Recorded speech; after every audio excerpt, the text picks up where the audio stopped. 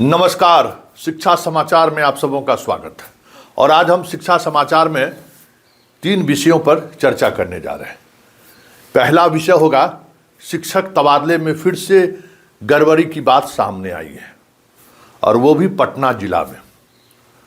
और कहा जा रहा है कि ये सारी गड़बड़ी समाहरणालय स्तर पर हुआ है। जांच चल रही है, चर्चा उस पर भी होगी। चर्चा होगी गया के डीएम के द्वारा शिक्षकों को लेकर एक अलग से जन शिकायत कह सकते हैं कि जो भी शिकायतें हैं उसको लेकर दरबार का आयोजन किया गया। बहुत सारे शिक्षक पहुंचे, कई मामलों का ऑन स्पॉट निराकरण हुआ है। चर्चा उस पर भी होगी। और चर्चा होगी महिला शिक्षकों को लेकर जो एक खबरें आ रही हैं, मतलब मुख्यालय तक जो सूचनाएं आ रही हैं कि बड़ी संख्या में महिला शिक्षक अपने पुरुष साथियों से परेशान हैं किसी न किसी रूप में। और इसको लेकर वो अक्सर विभाग को किसी न किसी रूप में शिकायत दर्ज करवा रहे हैं, और शिक्षकों पर कार्रवाई भी हो रही है। तो इसका क्या समाधान हो सकता है, इस पर भी हम चर्चा करेंगे। लेकिन चर्चा की शुरुआत पहले हम कर लें कि जिन शिक्षकों का जिला अलॉट हो गया था उनके स्कूल आवंटन की प्रक्रिया शुरू है, और 16 तारीख की बात पर 16 तारीख तक ज्वाइन कर लेना है। इस बात को लेकर अभी भी कई शिक्षकों का फ़ोन आया है कि सर हमें मनपसंद स्कूल नहीं मिला तो हम नहीं ज्वाइन करें, हमें क्या करना चाहिए। तो एस सिद्धार्थ और बी राजेंद्र में बड़ा फ़र्क है। बी राजेंद्र प्रशासनिक पदाधिकारी है, एस सिद्धार्थ की तरह चुनाव लड़ने की मंशा से विभाग नहीं चला रहे हैं। इसलिए उनका निर्णय है, और उस निर्णय में अगर आप चॉइस देखिएगा तो फिर हमको लगता है कि आपकी परेशानी बढ़ सकती है। कोई जिला का पदाधिकारी रिस्क नहीं लेगा, ठीक है ना, वैसे आपकी मर्जी। चलिए, हम जिस खबर की शुरुआत में चर्चा किए थे, खबर की शुरुआत उसी खबर से हम करने जा रहे हैं कि पटना जिला में शिक्षकों का तबादला हुआ है। और तबादला का आधार जो शिक्षा विभाग की नीति थी कि भाई पहले दिव्यांग विकलांग जितने लोग जिला के अंदर हैं उनको हाई कोर्ट का आदेश भी है, कुछ जजमेंट भी आए हैं कि उन्हें पहले प्रायोरिटी देना चाहिए। क्योंकि के पाठक के समय में पोस्टिंग हुई, फिर एस सिद्धार्थ के समय में जो जिला में लोग आए उसमें जिस स्तर पर धांधली हुई, सारे मसलों को देखते हुए विभाग ने ये निर्णय लिया कि जो विकलांग बीमार जो लोग हैं उनको पहली प्राथमिकता दीजिए, स्कूल मतलब उनके घर के आसपास के पंचायत में प्रखंड में पोस्टिंग हो जाए। कहा जा रहा है कि पटना समाहरणालय में कोई एक ऐसा ग्रुप शिक्षकों ने खड़ा किया। ये सब धंधा किए, एक बार जान लीजिए, ये कोई दूसरा नहीं करता है। आप ही के बीच का जो मास्टरवा सब है वही ये काम करता है, जो किसी डिपार्टमेंट में जो है सो बैठा हुआ है स्कूल पढ़ाई छोड़ के, और वो ये धंधा करता रहता है। दिमाग दिया, पता चला कि दूसरे जिले से जो लोग आए हुए हैं वो तमाम लोग प्राथमिकता के आधार पर विकलांग बीमारी इस सब का जो प्राथमिकता था उस प्राथमिकता के आधार पर सबों की पोस्टिंग हो गई।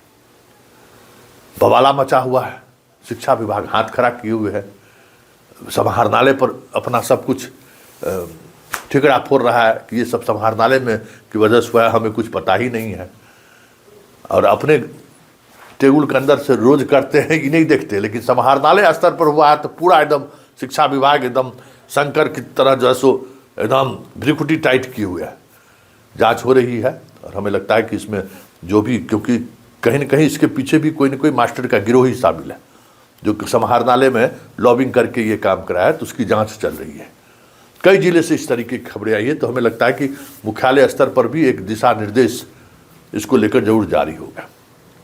दूसरी खबर जिस पर हम लोगों ने किया कि गया में भी जो है, गया के डीएम ने शिक्षकों के लिए विशेष तौर पर शिकायत दरबार लगाया। जन शिकायत दरबार में शिक्षकों के लिए बड़ी संख्या में शिक्षक आए, और इस दौरान निशाने पर कौन हुआ?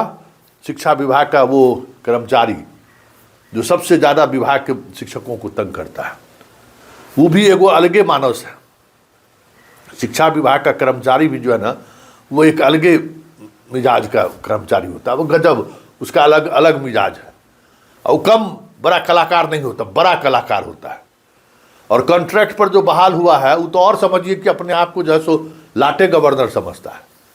तो देखिए, जब शिकायत हुआ डीएम साहब के यहाँ, ऑन स्पॉट कार्रवाई हुई।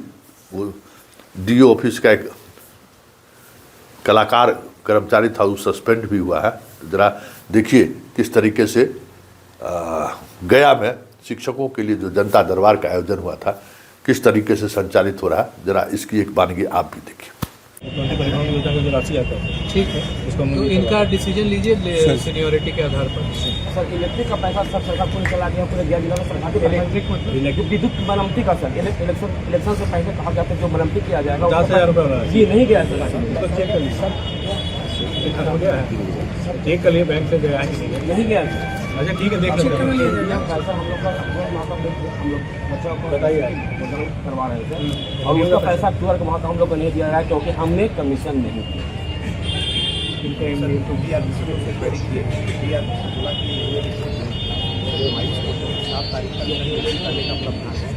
सात तारीख के बाद ऑटोमेटिक ब्लॉक हो जाता है। तो दिया क्या था कि 7 तारीख का रिपोर्ट दे दिया, जिसके कारण से क्या रिपोर्ट है? करपत्र का आपने नहीं दिया था सर, उन लोग को दिया था तो इलेक्शन चल रहा था सर, इलेक्शन हम व्हाट्सएप भेज दिए थे, 7 तारीख हम व्हाट्सएप के बाद, लेकिन इन्होंने कहा कि नहीं आपका नहीं जाएगा, और हमको हर वक्त आ गया है 7 तारीख को 7 तारीख को हर वक्त जैसे कि मासिक एंट्री किसको करना है? DRC का उससे शोकॉज किए क्यों नहीं किया? ये तो कह रहे हैं व्हाट्सएप पे भेज दिए हैं। DRC बोला इनसे भी सोफा हुआ है। नहीं तो किसने जांच किया?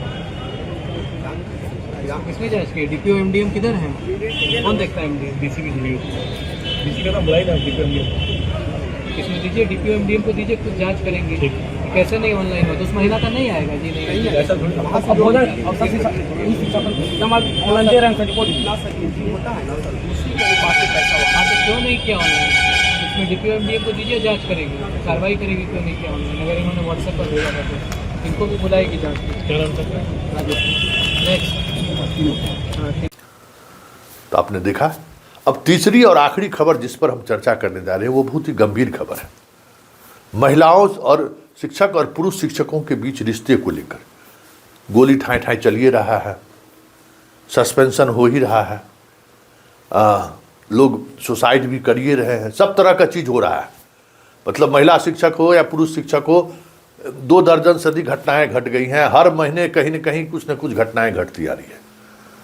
विभाग को पहले से पता है, ये हर जगह है। विशाखा कमेटी ये स्कूल में शिक्षण शैक्षणिक संस्थान में क्यों नहीं लागू हो रहा है?